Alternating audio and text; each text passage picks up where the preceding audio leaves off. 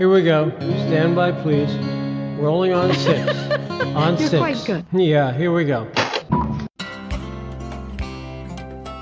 Welcome to a new episode of the Celebrity Archaeology Podcast, sponsored in part by the Built on Dreams Media Network and contributions from listeners like you.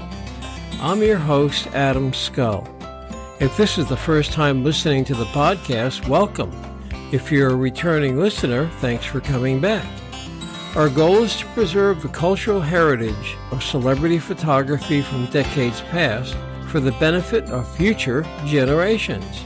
Pull up a comfortable chair, hang out with us, and have a great time reminiscing about your favorite stars.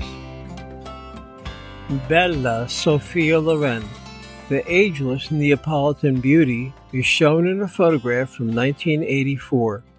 She famously said, "Everything you see, I owe to pasta. If only the Mediterranean diet was the perfect answer for everyone. But for Sophia, it works." Sophia was born September 20th, 1934, in a war-torn town called Pozzuoli near Naples.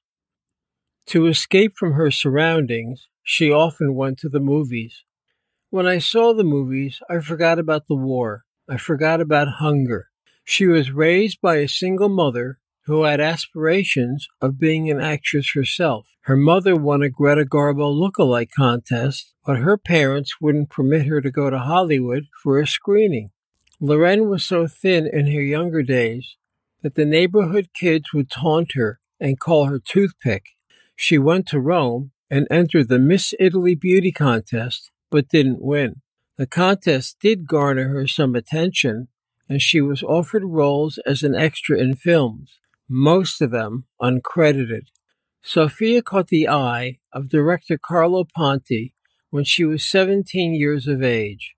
He was 22 years her senior. She said he gave her confidence and taught her many things. The still married Ponti, who couldn't divorce because of church rulings, took Sophia under his wing. They finally married in France. It was love at first sight for both of us. We genuinely loved each other, she said.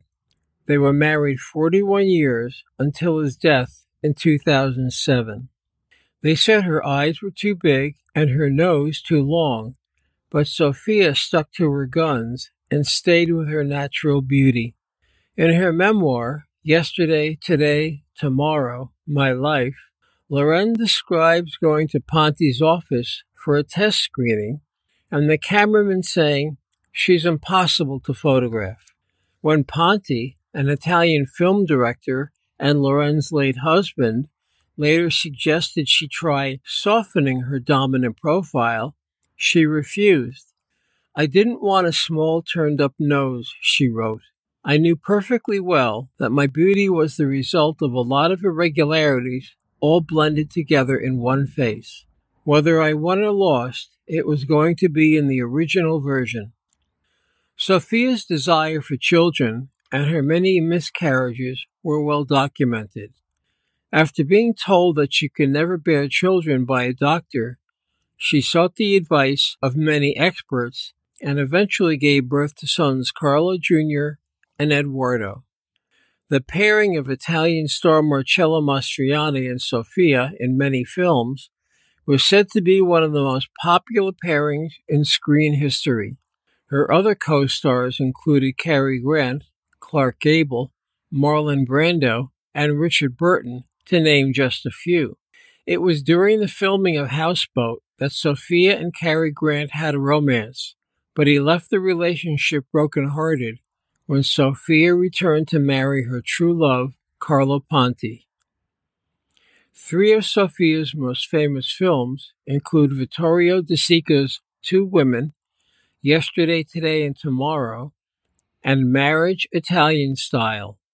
Surprisingly, it would be the role in Two Women that won Sophia Loren her Academy Award for Best Actress. The story took her back to her roots in war-torn Italy, and her remembrances helped her bring life to the screen. Thanks for joining me today on the Celebrity Archaeology Podcast. brought to you in part by the Built on Dreams Media Network. I hope you have found the content I've shared memorable and enjoyable. Be sure to visit celebrityarchaeology.com to see many of our photos and pick up the link to access this and previous episodes of the show to get more stories of your favorite stars straight to your earbuds. Love this episode of the podcast? Head over to iTunes to subscribe so you're always up to date on the latest episode. Rate and leave a review and tell your friends about the podcast. Join us next time for the Celebrity Archaeology Podcast and learn about the lives of your favorite stars.